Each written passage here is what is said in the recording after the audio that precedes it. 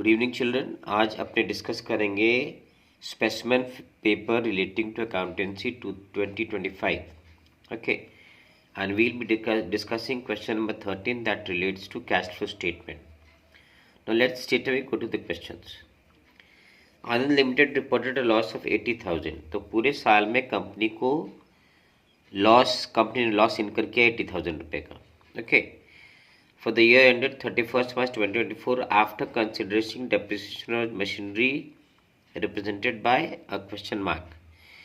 यानी डेप्रिसिएशन को add back किया गया है, लेकिन क्या वैल्यू ऐड बैक किया गया ये नहीं बताया गया. ये हमें वर्कआउट करना है. फर्दर इन्फॉर्मेशन क्या है? टैक्स जो है ड्यूरिंग द ईयर प्रोवाइड किया गया 84,000 रुपया.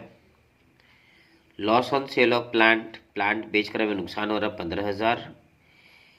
Short term loans and advance जो हमने इन्वेस्ट करे थे उस पर इंटरेस्ट हमें मिला है 2,000 रुपये और डेप्रिसिएशन गायब है. एडिशनल इन्फॉर्मेशन क्या दे रखा है?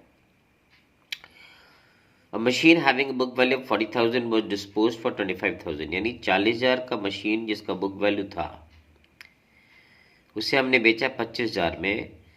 तो रिजल्ट लॉस कितना हुआ? 15,000 रुपये. ये देखो यहाँ पे 15,000 दे रखा है. ठीक है. And a machine costing 2,20,000 was purchased. और उसी दौरान एक मशीन खरीदा गया है 2,20,000 रुपये का. Okay, now the next information is credit sales was 1 lakh. ये अलग से 1 लाख रुपया क्रेडिट सेल हुआ है, दिखाया गया है. ठीक है, आगे देखते हैं. आगे क्या रहा है? An extract of the balance sheet of the company as at 31st March 2023 and as at 31st 2024. क्या दिया रखा है इसमें? ट्रेड रिसीवेबल्स क्लोजिंग है मेरा 20,000 रुपया, ओपनिंग है मेरा 15,000 रुपया. कैश एट बैंक क्लोजिंग है 8,000, ओपनिंग था मेरा 10,000 रुपया. शॉर्ट टर्म लोन एडवांसेस ये हमारा एसेट है, क्लोजिंग में है हमारा 49,000 और स्टार्टिंग में था 11,000 रुपये. ट्रेड पेबल्स क्लोजिंग है हमारा 5,000, ओपनिंग था 2,000 रुपया. Plant machinery at net value, that means ये डिडक्शंस के बाद है. जो प्रोविजन जो है ये माइनस करने के बाद 6 लाख 4,90,000. प्रोविजन कितना एक्यूमुलेट हुआ है? क्लोजिंग में 1.5 लाख और इसमें 1,10,000. Clear? Now, what you have been asked to do? You are required to calculate for the year 2023-24. Show the working clearly. The net operating profit of the company before working capital changes और cash for investing activity. ठीक है, ये पहले 2 चीज़ निकालेंगे. एक चीज़ और निकालना है इसमें, वो क्या है बता देते हैं. और तीसरा जो हमें निकालना है, taking the information of credit sale into consideration, state with reasons whether the increase in trade receivables in the year 23-24 over the year 22-23 will cause the cash from operating activities before tax paid to be more or less than the operating profit of the company before its working capital changes. तो आपने इन 3 प्रश्नों को हल करके बताना है, answer करना है. So let's move on to the solutions. देखिए, क्वेश्चन 1 हमसे क्या पूछा है? हमें निकालना है you are required to calculate the net operating profit of the company before working capital changes. तो हमें निकालना है operating profit working capital changes के पहले कितना है. Okay, so let's see how we proceed with the things. देखिए, वो net profit before WC changes निकालने के लिए सबसे पहले हमको निकालना पड़ेगा कि भाई सारा साल में हमने डेप्रिसिएशन क्या प्रोवाइड किया है. ये जानने के लिए हमको पहले बनाना पड़ेगा प्लांट एंड मशीनरी अकाउंट और provision for depreciation account. Clear? तो पहले प्लांट एंड मशीनरी के बैलेंसेस को बैठा लेते हैं. तो प्लांट एंड मशीनरी का जो बैलेंस दे रखा है, देखिए हमें नेट वैल्यू दे रखा है 6 लाख 4,90,000 और बोल रहा है कि डेप्रिसिएशन प्रोवाइड किया है 1.5 लाख रुपया और 1,10,000 रुपया. तो हमें सबसे पहले ग्रॉस वैल्यू निकालना पड़ेगा. ठीक है, तो ग्रॉस वैल्यू निकालने के लिए क्या करना पड़ेगा? इनको हमें ऐड करना पड़ेगा. Okay, so if you add this you get how much? 7,50,000. and if you add this you get how much? This will be 6 lakh. ठीक है, सो ये हो गया आपका gross value. Now see how do we prepare the account. देखिए यहाँ पे to balance BD, हमारा ओपनिंग प्लांट मशीन का बैलेंस कितना था? 6 लाख, जोड़ के जो आया है अभी यहाँ पे 6 लाख हो गया। और क्लोजिंग जो बैलेंस था, देखिए क्लोजिंग बैलेंस में कितना आ गया by balance CD? 7,50,000। Clear, simple सा चीज़ है। अच्छा, सवाल में दिया था कि एक बुक मशीन था जिसका बुक वैल्यू था 40,000, उसको बेचा गया 25,000 में। ओके, तो कितना में बेच रहे हम लोग? 25,000 में बेच रहे हैं। देखिए यहाँ पे 25,000 आ गया, लॉस कितना हुआ हमें? 15,000।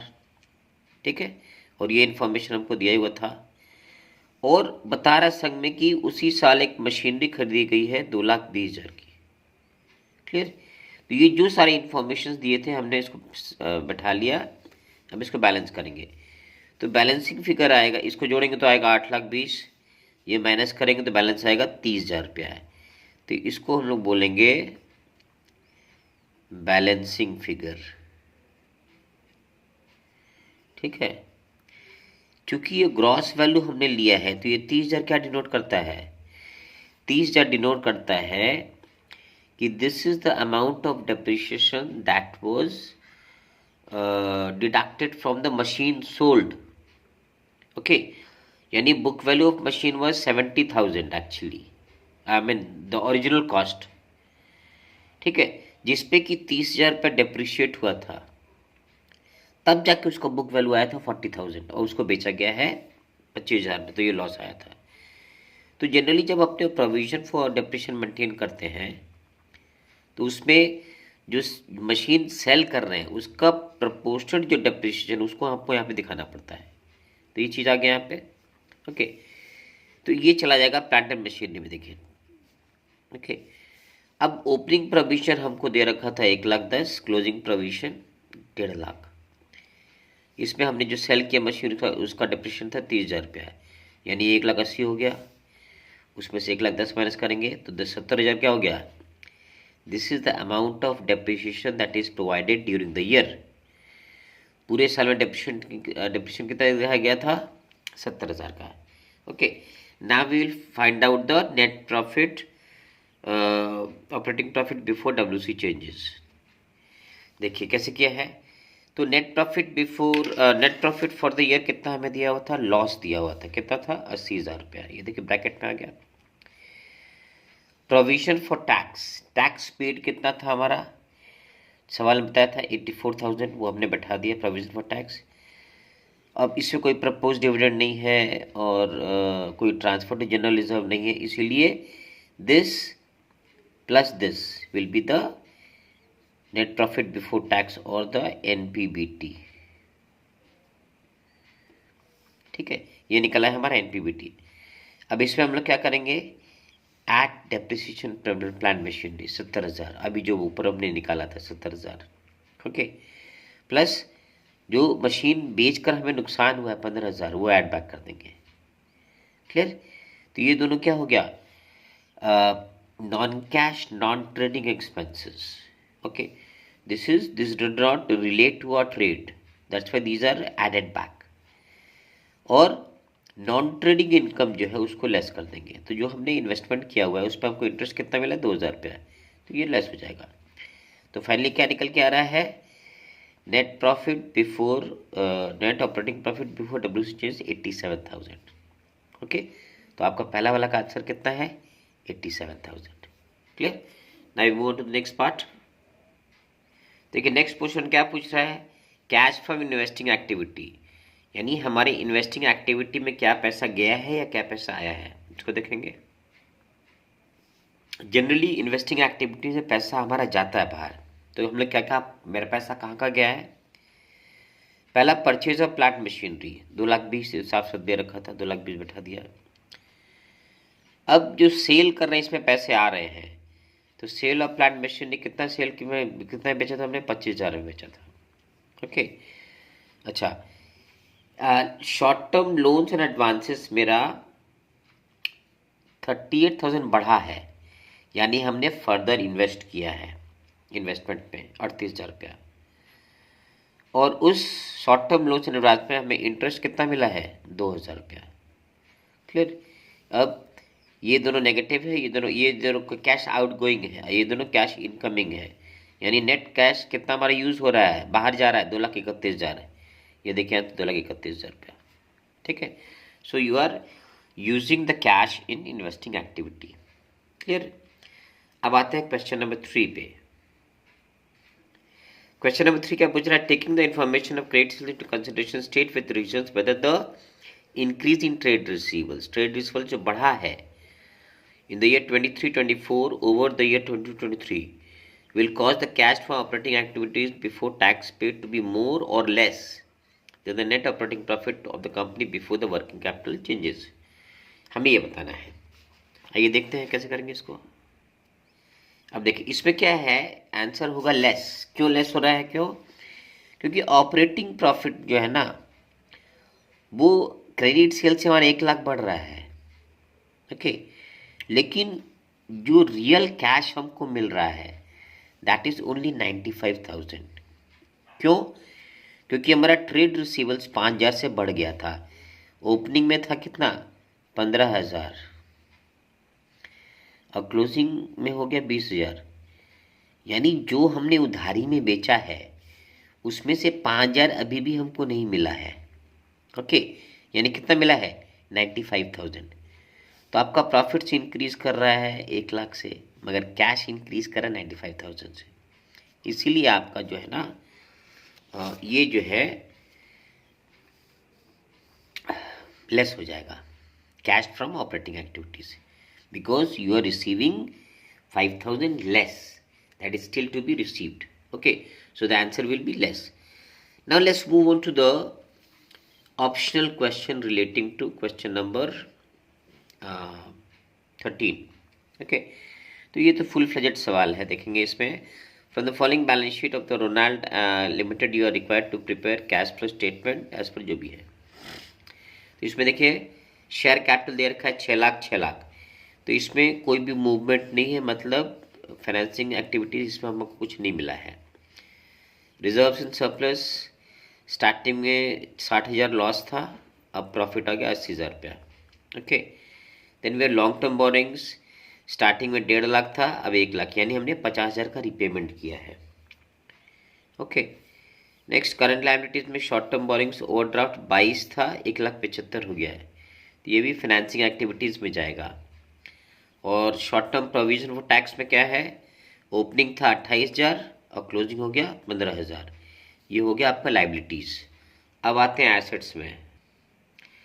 एसेट्स क्या बोलता है, देखिए नॉन करंट एसेट्स में property plant equipment intangible assets कितना है, साल के शुरू में था 6,40,000 और साल के अंत में 5,50,000, तो डिफरेंस क्या हो गया, you have definitely depreciated the machine. Non current investment opening था 50, क्लोजिंग हो गया 1,40,000, यानी आपने फर्दर इन्वेस्टमेंट किया है।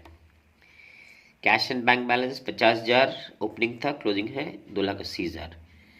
What is the further information given, information दिया रखा है debenture of Violet limited was purchase on 31 March, यानी ये जो वायलेट लिमिटेड का जो हम इन्वेस्टमेंट कर रहे हैं कितने रुपए का, 90,000 रुपये का, ये साल के अंत में कर रहे हैं, यानी जो 90,000 का इन्वेस्टमेंट हम किए हैं उसमें हमें कोई भी इंटरेस्ट नहीं मिलने वाला। हम इन्वेस्टमेंट क्यों करते हैं कि हमें उसमें कुछ इनकम मिले, लेकिन चूंकि ये 90,000 का इन्वेस्टमेंट हम ईयर के एंड में कर रहे हैं, so we are not getting investment interest on that. Interest किस में मिलेगा हमें, कि 50,000 पे मिलेगा। Okay, because this is the amount of investment you are holding from the beginning of the year. Next कह रहा है टैक्स पेड वॉज 20,000, तो हमने इसके पहले क्या बताया था कि जब कभी भी ओपनिंग क्लोजिंग बैलेंस किसी भी आइटम का दिया रहे और उससे रिलेटेड फर्दर कोई हमको एडजस्टमेंट दिया है, then we have to prepare an account for that. और interest on all borrowings due was paid was 25,000। Okay, तो जो भी हम बोरिंग किए हैं, उधारी लिए हैं, उस पर इंटरेस्ट कितना पे कर रहे हैं, 25,000 रुपया। Okay, so next move on to the solutions. देखिए, तो चूंकि प्रोविजन का हमको ओपनिंग प्रोविजन, क्लोजिंग प्रोविजन दिया रखा है, प्लस एडजस्टमेंट भी दे रखा है, तो हम पहले प्रोविजन अकाउंट बना लेंगे। तो provision is liability, so the opening balance is shown in the credit side. So by balance BD कितना दिखा, 28,000, ये ओपनिंग हो गया। क्लोजिंग इधर बैठा देंगे, टू बैलेंस सी डी 15,000 रुपये। ओके, और टैक्स जो पे किया है वो किया है 20,000 रुपये। Provision for tax account debit to bank 20,000 रुपये। ठीक है, तो ये हमारा आ गया बैलेंसिंग फिगर 7,000। मतलब पूरे साल में ये 7,000 प्रोवाइड किया गया है। Okay, ended matter. Now we move on to the solution. Okay, working note 2 क्या देखा है, स्टेटमेंट ऑफ पीएल में प्रॉफिट कितना था मेरा, ये था मेरा प्रॉफिट का बैलेंस 1,40,000। ठीक है, दिस इज प्रॉफिट।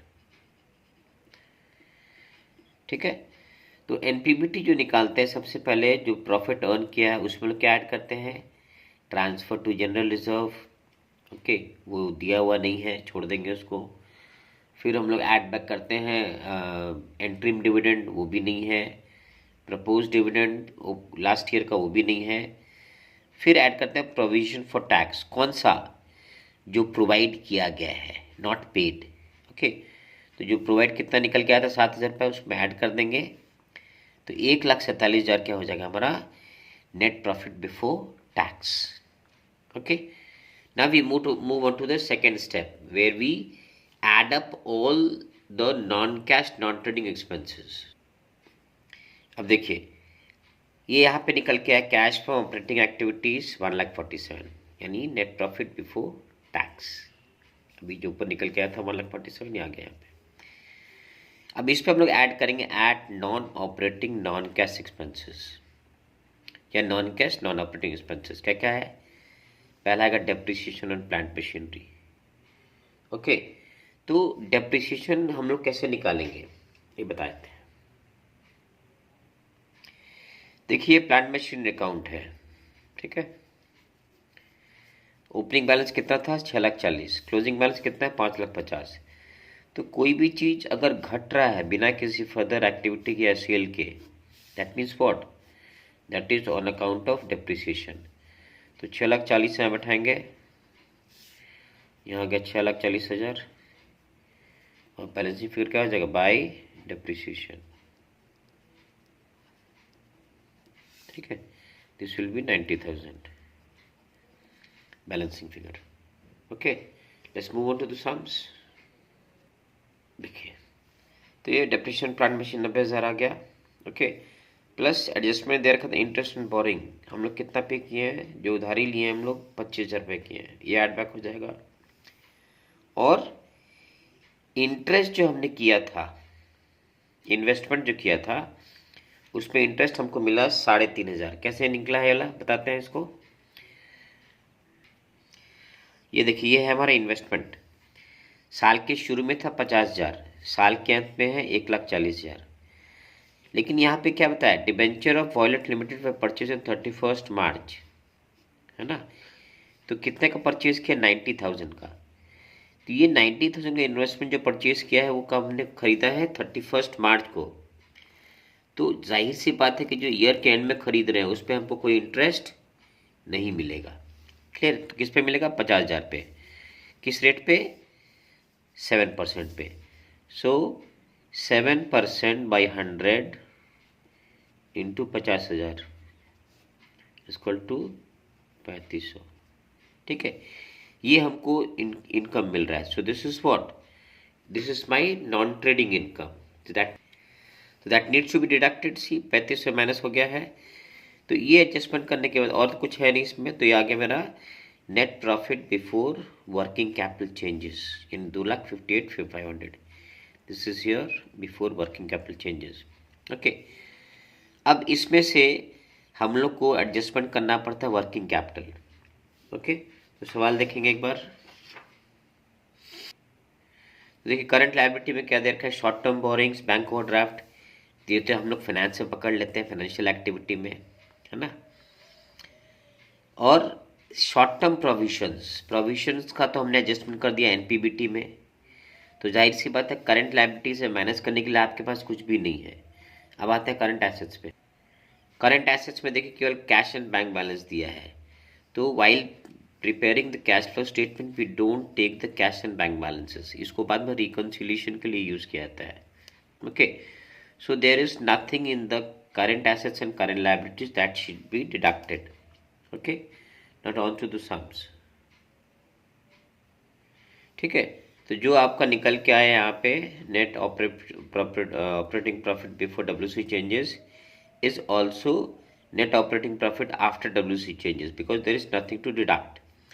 अब यहाँ से टैक्स पेड लेस कर देंगे, 20,000 रुपये टैक्स पे किया था, तो ये जो निकल के आया this is my cash flow from operation and this will be A.